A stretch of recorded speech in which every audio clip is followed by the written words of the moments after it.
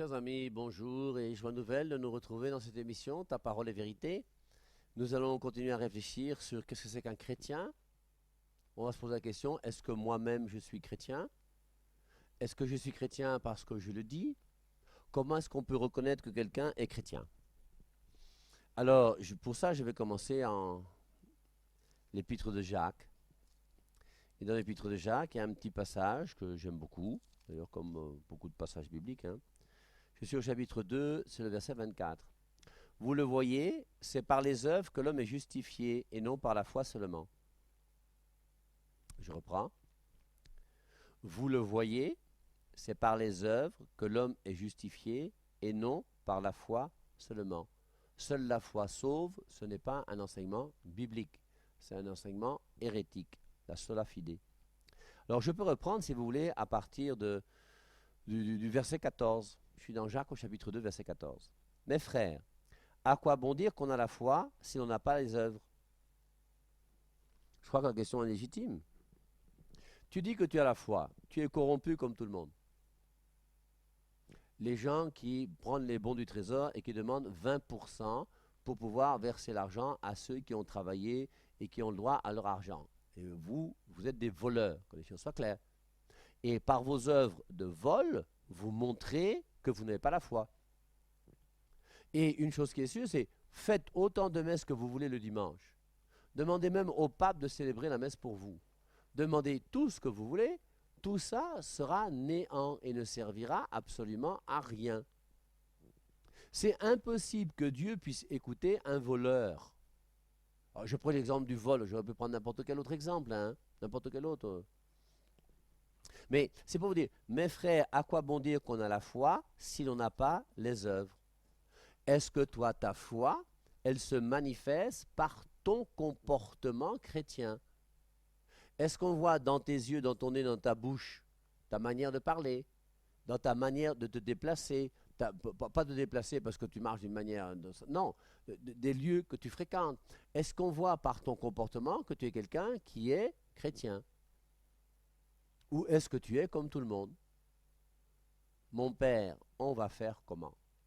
Grande phrase fétiche du Cameroun. Mon père, on va faire comment? Tout le monde fait comme ça. Ben peut-être que tout le monde fait comme ça, mais est-ce que Jésus-Christ faisait comme tout le monde? Et Jésus-Christ, lui, nous a montré un chemin, qui est un chemin qui n'est pas tout le monde fait comme ça. Hein, il nous dit dans Matthieu au chapitre 7, je crois, à partir du verset 15 ou 13, entrez par la porte étroite, car large est la porte, et spacieux le chemin qui mène à la perdition. Il y en a beaucoup qui entrent par là. Alors vous avez des faux prédicateurs qui utilisent le passage en disant entrez par la porte étroite. La porte étroite, c'est là où il y a peu de gens dans une église. Alors comme l'église catholique, il y a beaucoup de monde, c'est eux qui sont la mauvaise église. Bon, ça c'est une interprétation erronée de ce passage. Dans ce passage, il est dit, Matthieu 7,13, entrez par la porte étroite, car large et spacieux le chemin qui mène à la perdition, et il y en a beaucoup qui entrent par là. Prenons un exemple aujourd'hui. Quels sont les étudiants que nous avons dans nos universités, quelles qu'elles soient, qui croient à la virginité jusqu'au jour du mariage chrétien? Je reprends. Entrez par la porte étroite. Est-ce que toi, tu crois à la virginité jusqu'au jour du mariage chrétien? S'il y a des étudiants qui m'écoutent là et qui menaient une vie de patachon sexuellement parlant, mais convertis-toi, mon frère. Et arrête de faire comme tout le monde. Et commence à faire comme Jésus veut. Car large, entrez par la porte étroite, car large est la porte et spacieux le chemin qui mène à la perdition. Il y en a beaucoup qui entrent par là. Mais étroite est la porte et resserré le chemin qui mène à la vie. Il y en a peu qui le trouvent.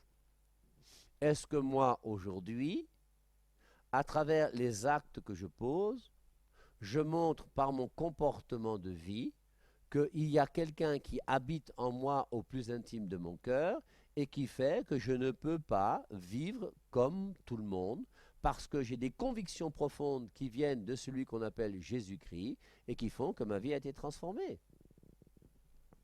Et la foi que je mets en Dieu, je crois en Dieu le Père, le Fils, l'Esprit Saint. Ensuite, je crois à l'Église. Parce qu'une fois qu'on a Dieu, tout de suite ensuite, on a l'Église. Et une question qui est importante à se poser, hein, je vous rappelle, je lisais ces derniers temps une encyclique écrite par Pie XII en 1943 sur l'Église, le corps mystique du Christ, qui disait que nous allons parler du mystère de l'Église, de cette Église glorieuse, sainte, à qui, après Dieu, nous devons tout. Vous qui m'écoutez là, vous croyez en Dieu très bien. Après Dieu, qu'est-ce qui est le plus important pour toi? Et pour beaucoup d'entre nous, hein, après Dieu, le plus important, c'est la Bible ou la Biblette. C'est pas ça qu'enseignent les Saintes Écritures. C'est pas ça qu'enseigne même l'Église. Après Jésus-Christ, la chose la plus importante, c'est son Église. Et c'est pour ça que c'est important, hein, de bien choisir l'Église et d'accepter dans cette Église de prendre tout ce que l'Église me propose comme moyen de sanctification. Et donc il faut que maintenant je puisse recevoir cette parole de Dieu qui me vient de l'Église et cette parole de Dieu que je la mette en pratique dans ma vie. On parlait des voleurs, on parlait ensuite des sexeurs, mais est-ce que moi, je vous parle à vous, vous en tant que jeune garçon et jeune fille, qu'est-ce que vous pensez de votre vie sexuelle? Est-ce qu'on a le droit de sortir avec n'importe qui? Est-ce qu'on a le droit d'avoir un sponsor? Puisque tout le monde fait comme ça. Donc, et c'est pour ça, il faut, vous voyez, je dis que j'ai la foi, très bien. Mais la foi, c'est quelque chose qui doit se manifester. La foi, c'est quelque chose qui doit être vécu. La foi, c'est quelque chose qui doit se ressentir dans mes yeux, dans ma bouche, dans mes mains, dans ma manière de vivre, dans ma manière d'être. Je ne peux pas me dire chrétien et continuer à faire n'importe quoi. Alors, hein, Jacques chapitre 2, verset 24, hein, on a vu, c'est pas la foi, c'est les œuvres et non pas la foi seulement, hein, qui me permettra de montrer que je suis chrétien. Après l'épître aux Hébreux, c'est l'épître de Jacques. Voilà. Donc on avait lu au début de l'émission. Vous le voyez, c'est par les œuvres que l'homme est justifié et non par la foi seulement. Je reviens donc, Jacques chapitre 2, verset 14, la foi et les œuvres. Mes frères, à quoi bon dire qu'on a la foi si on n'a pas les œuvres? Cette foi peut-elle sauver? Alors on pourrait se poser une autre question, est-ce que la foi sauve? Alors, il y a une foi qui sauve et il y a une foi qui ne sauve pas. C'est ce qu'on voit dans ce passage de Jacques chapitre 2. Il dit, la foi sans les œuvres est morte. De même, dans 1 Corinthiens chapitre 13, l'hymne à la charité, saint Paul dira au verset 2, si j'ai la foi jusqu'à transporter les montagnes, mais que je n'ai pas la charité, je ne suis rien. Il y a une foi qui n'est rien.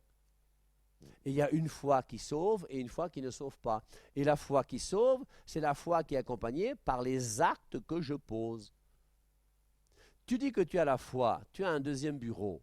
Explique-moi alors, tu fais comment? Moi, je veux comprendre, je veux comprendre. Je vous dis, c'est comme cette dame que tu es venue voir un jour dans mon bureau. Elle vient me voir pour un problème de sorcellerie. Elle me dit, mon père, alors, hein, bon, elle m'explique, je lui donne les réponses que je peux lui donner. Et puis après, elle me dit, bon, merci mon père, j'ai compris ça. Mais avant de partir, je lui dis que non, madame, restez assise.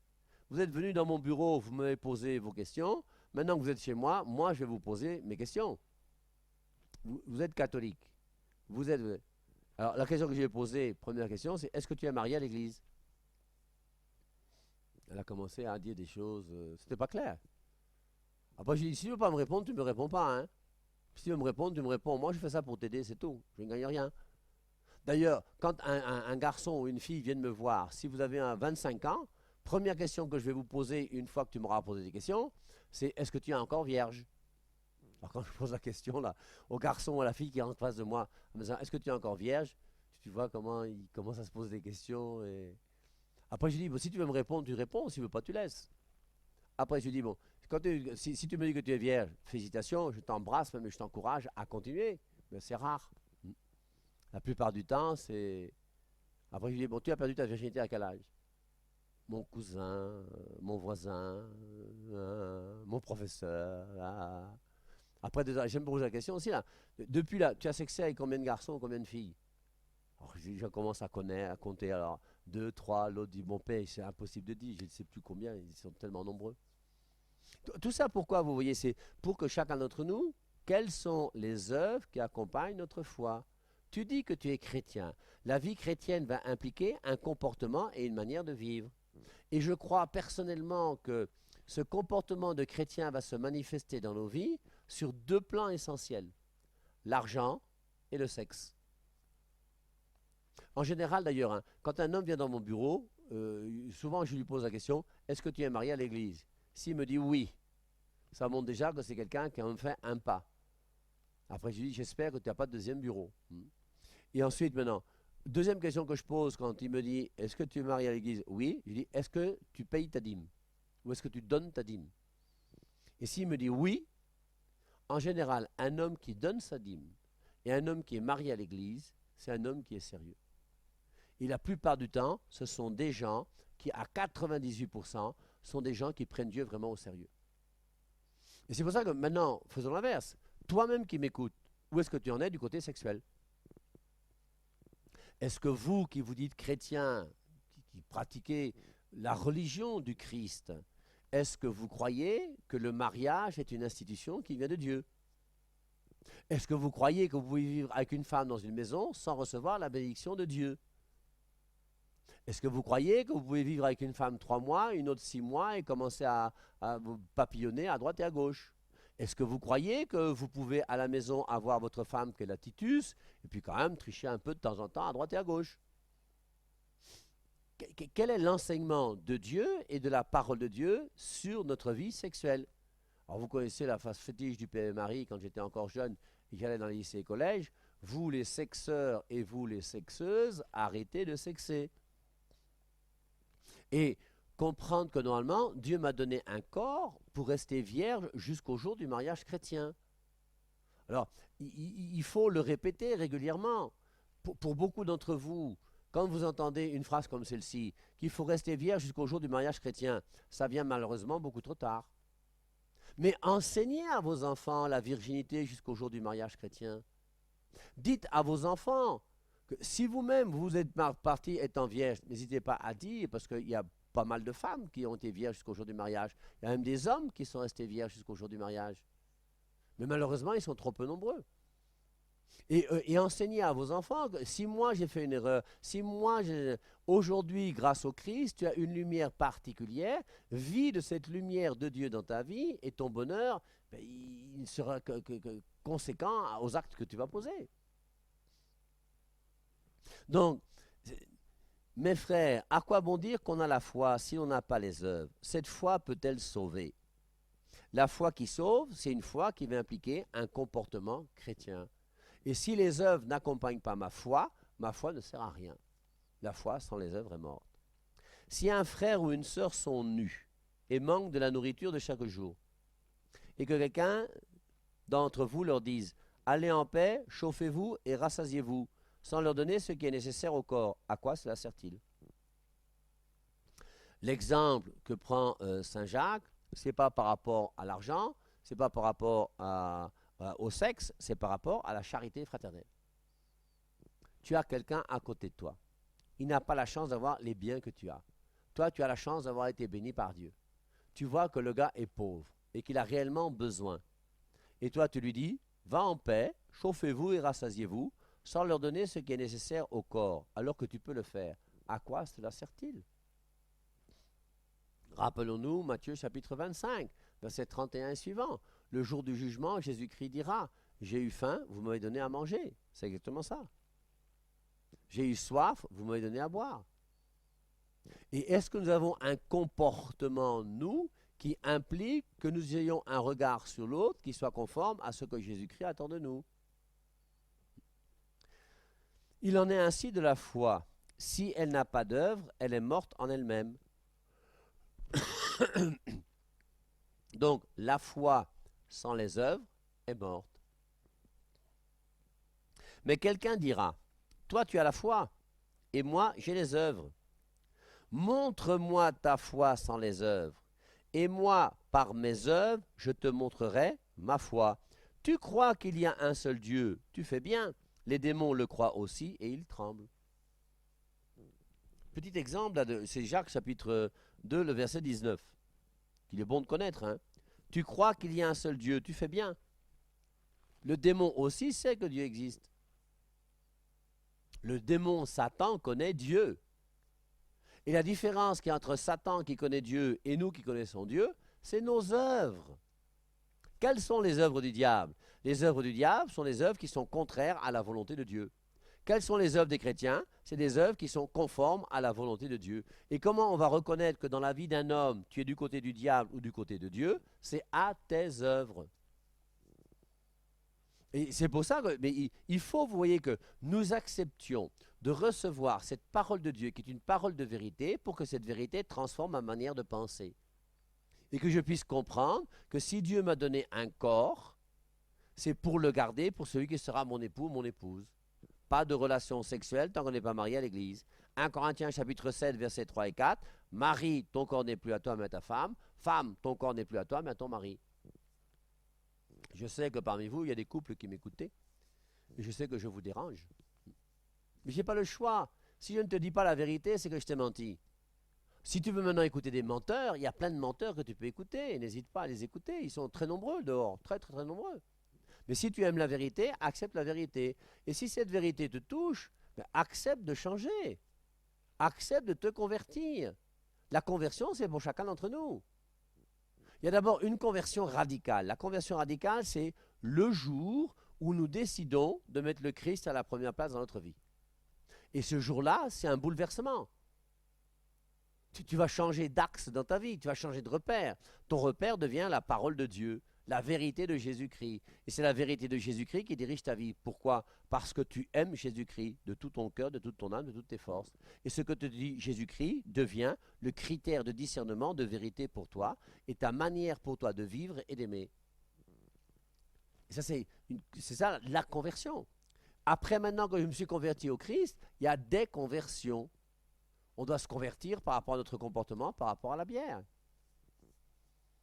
Tu vois un jeune garçon de 30 ans qui passe une soirée dans un bar et le lendemain, tu le trouves à la porte de sa maison. Il a été incapable d'ouvrir la porte de sa chambre, il a dormi dehors. En venant à l'émission ce matin, j'ai vu un gars qui était allongé sous un pylône, complètement saoul et ivre.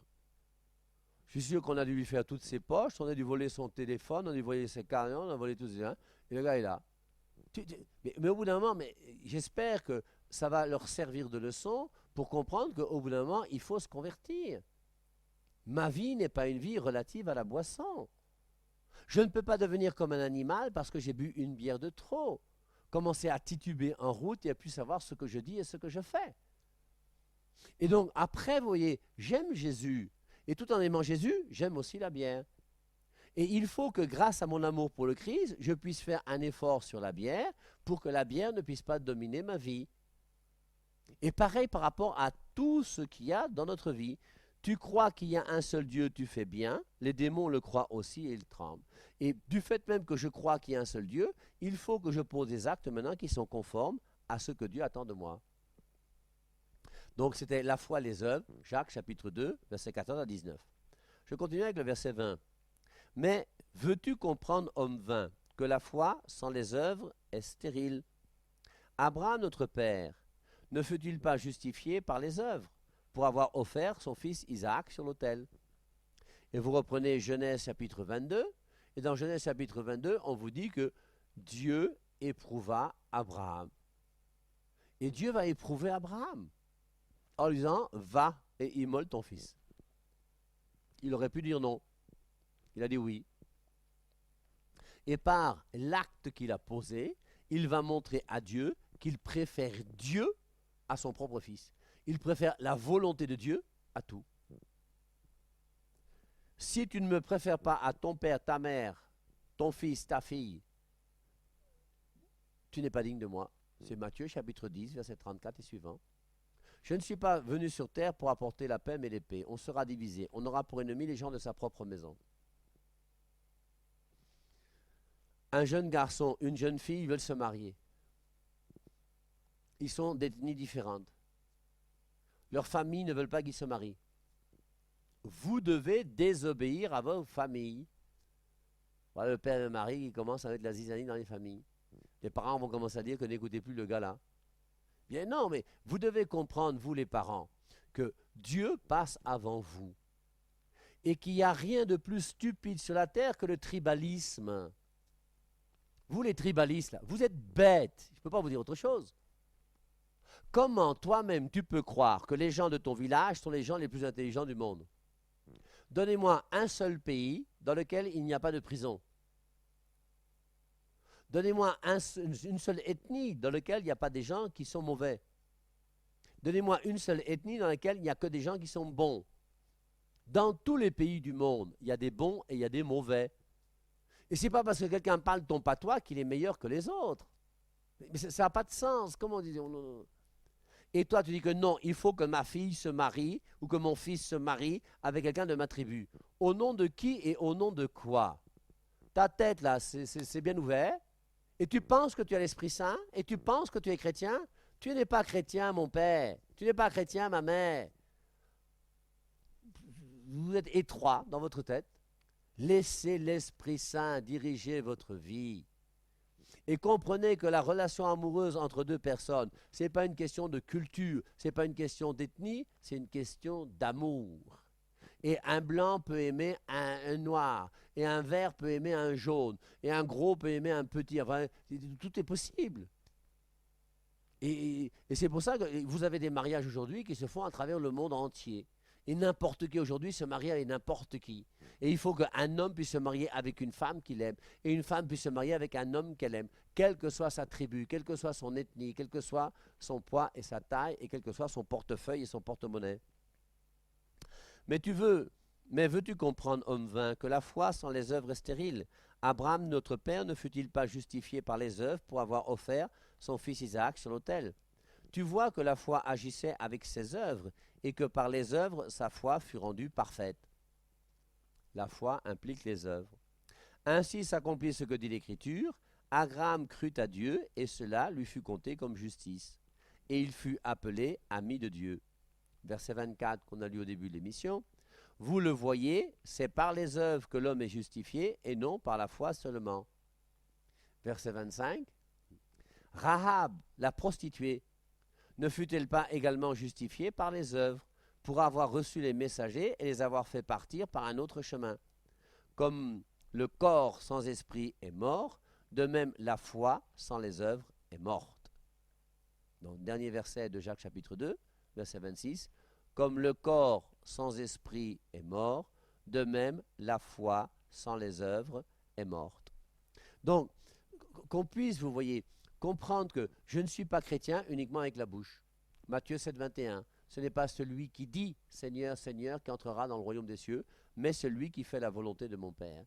Et la question, c'est est-ce que moi, aujourd'hui dans ma vie, je fais un effort pour faire la volonté de Dieu?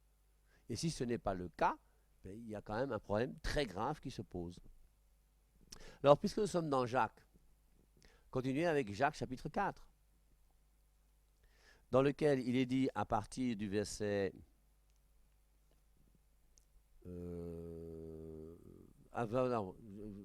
chapitre 5, pardon. À vous maintenant les riches, pleurez à grands cris à cause des malheurs qui viendront sur vous. Alors, Jacques chapitre 5, verset 1. À vous maintenant les riches, pleurez à grands cris à cause des malheurs qui viendront sur vous. Votre richesse est pourrie, vos vêtements sont mités. Votre or et votre argent sont rouillés, et le rouille s'élève en témoignage contre vous, et dévorera votre chair comme un feu. Vous avez amassé des trésors dans ces jours qui sont les derniers. Voici le salaire des ouvriers qui ont moissonné vos champs, et dont vous les avez frustrés. Et ce salaire des ouvriers qui ont moissonné vos champs et que vous avez frustrés crie, et les clameurs des moissonneurs sont parvenus jusqu'aux oreilles du Seigneur des armées. Vous avez vécu dans la volupté et dans le luxe, vous avez rassasié vos cœurs au jour du carnage, vous avez condamné, vous avez tué le juste, il ne vous résiste pas. Alors, ce passage-là, c'est sur les richesses mal acquises. J'ai le droit d'être riche en ayant de l'argent que j'ai bien gagné. Et un riche qui a gagné de l'argent d'une manière honnête, c'est bien, c'est une bonne chose. Et rend grâce à Dieu pour la richesse qui est la tienne. Par contre, tous les corrompus, tous ceux qui ont gagné de l'argent d'une manière sale, tous ceux qui ont fait des fausses factures, des faux qui ont détourné de l'argent, vous ne pourrez jamais connaître le bonheur. C'est terrible, hein? Et vous, les riches malheureux qui ont détourné de l'argent et qui sont aujourd'hui milliardaires et qui quelquefois se pavanent en route en faisant croire qu'ils sont grands. Mais si tu veux connaître le bonheur, tu n'as pas le choix. Il faut que tu acceptes de regarder ta vie et te mettre face à Dieu. Et que tu reconnaisses devant Dieu que tu es voleur. Et maintenant que tu reconnais que tu es voleur, accepte de regarder ton état de voleur et essaie de trouver une solution pour t'en sortir. Et c'est pour ça que si vous avez détourné de l'argent et que vous avez détourné des millions, des milliards, peu importe ce que vous avez détourné, moi ça m'est égal, non? Allez rencontrer un prêtre. Un prêtre qui soit compréhensif, qui soit là et qui va vous aider à pouvoir faire que vous pourrez avoir un regard envers Dieu qui soit vrai parce que vous lui aurez dit la vérité. Si vous venez me voir, moi, hein, venez me voir, il n'y a pas de souci, moi je vais vous accueillir sans problème. Et je vais te demander tous tes comptes en banque. Je vais te demander de dire combien tu as détourné d'argent. Tu vas me dire combien tu as de voitures, combien tu as d'immeubles et de un. Et on va voir ensemble qu'est-ce que tu proposes. Comment est-ce que tu peux faire? Est-ce qu'il faut que tu rembourses l'argent? Rembourser l'argent, c'est compliqué parce que si tu as volé 200 millions et que tu vas voir le patron pour dire je t'ai volé 200 millions, il va te mettre en prison. Donc il faut trouver une autre solution. Mais il faut trouver une solution, on n'a pas le choix. Et il faut que, peut-être qu'il faudra vendre une maison, peut-être qu'il faudra vendre une voiture, peut-être qu'il faudra changer de rythme de vie, oui. Mais c'est ça qui implique le salut pour nous. Parce qu'un jour, mon frère, tu vas mourir. Et la mort est pour chacun d'entre nous. Hébreux 9, 27, il est réservé à l'homme de mourir une seule fois, après quoi vient le jugement. Maintenant, donc, si tu as été gagné une richesse pour cette terre et que tu veux contenter cette richesse pour aller en enfer, c'est ton problème. Mais en tout cas, que chacun d'entre nous, nous puissions réfléchir et comprendre que la foi, sans les œuvres, est morte. Bon dimanche et à dimanche prochain.